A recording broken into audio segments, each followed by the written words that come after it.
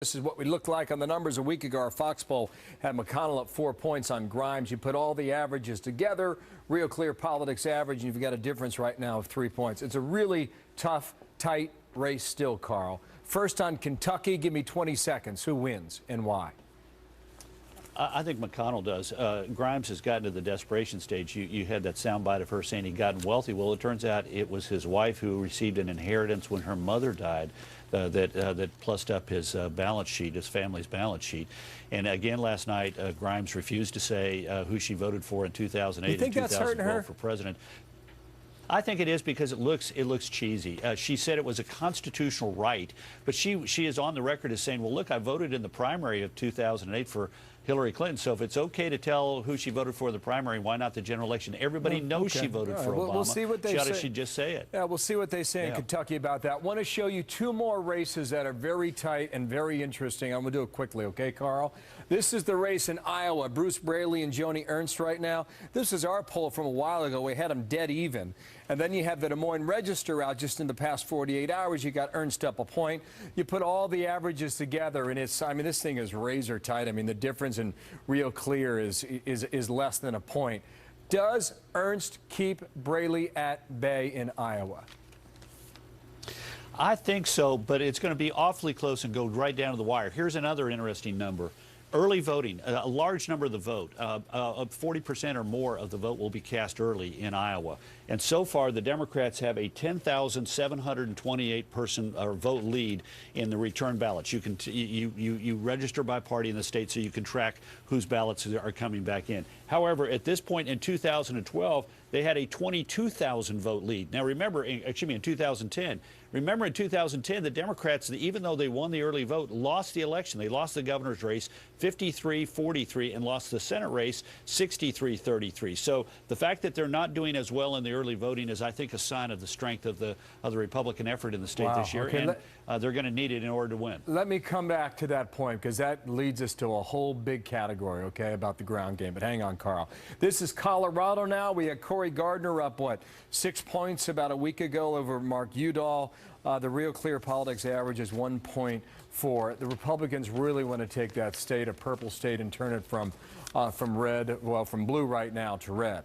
Carl, what Democrats will tell you is that they have the money and they have the ground game. And even though the rest of America and all this polling cannot see it, they believe their ground game holds the Senate for them in 3 weeks. Are they right or not? Well, I think it's the big question of the election. I will say this. First of all, Gardner's a very smart cookie, and he knew that they were going to emphasize the ground game, so he has a massive ground game effort of his own. The second thing I would say is that the competing ground games, we saw this in 2012, interesting study by professors from Harvard and Chicago, basically said that Obama had a 1.5 advantage over Romney as a result of his ground game. So the question is the race in Colorado close enough?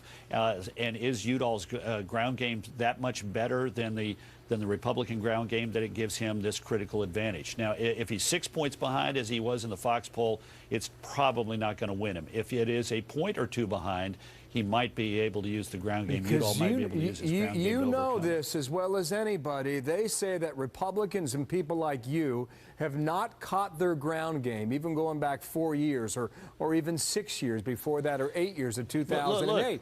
And they say they can find their voters at any time of the day that they wish, whether it's Colorado or Iowa or Alaska. That's hype. Look, Bill, that's hype. If they could find all their voters, why was it in 2012 that Barack Obama only got 97% of the vote that he got in 2008? If they knew where all their voters were, why did he get fewer votes in 2012 than he got in 2008? Look, I have confidence in the Fox poll for this reason. A lot of these polls just use what's called random digit dialing. They call people who may or may not be registered.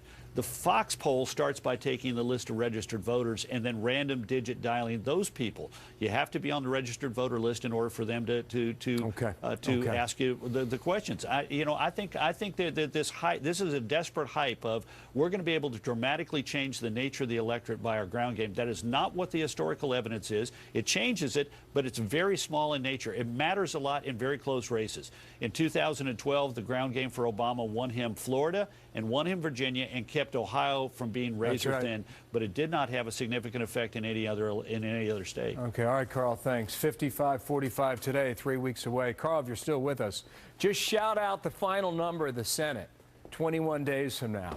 What do you think it is? I think the Republicans end up by December or January taking 51, 52, or 53 in the Senate. But it is going to be razor thin, and it could go either way because the races are so close. 52 or 53. They're close, see, all right. We'll see where you are in a week. Thank Yep. you, Carl.